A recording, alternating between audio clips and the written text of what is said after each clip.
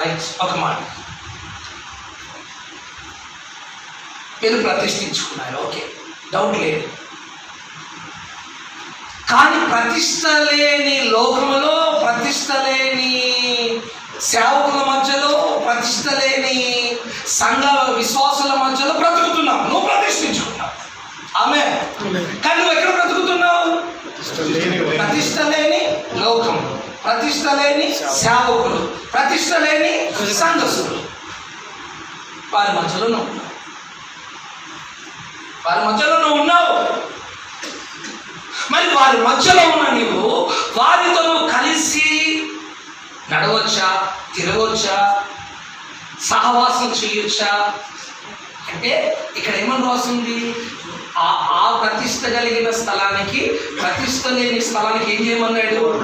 ఓడగట్టి ప్రత్యేకపరచినట్లుగా ఆ విధంగానే ప్రతిష్ఠించబడిన నీవు ప్రతిష్ట లేని వారికి నీకు మధ్యలో ఏం కట్టుకోవాలి?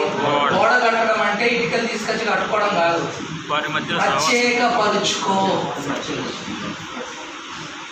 ఏంటి? ఆమేన్.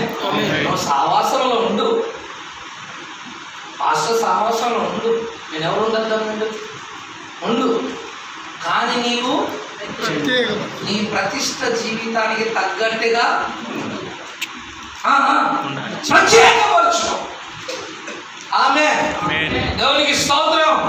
వారితో మాట కలపకు, వారితో చూపులు కలపకు, వారితో ఆలోచనలు కలపకు, వారితో ఇంకా షేరింగ్ ఏమి చెయ్యకు. ఆమేన్.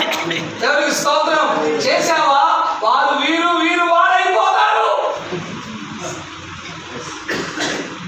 అవునా కాదా? దీన్ని అంటారు సహవాస దోషము. ఈ ప్రాబ్లం ఎక్కడ ఉంది తెలుసా? అబ్రహాం దగ్గరనే వచ్చింది ప్రాబ్లం.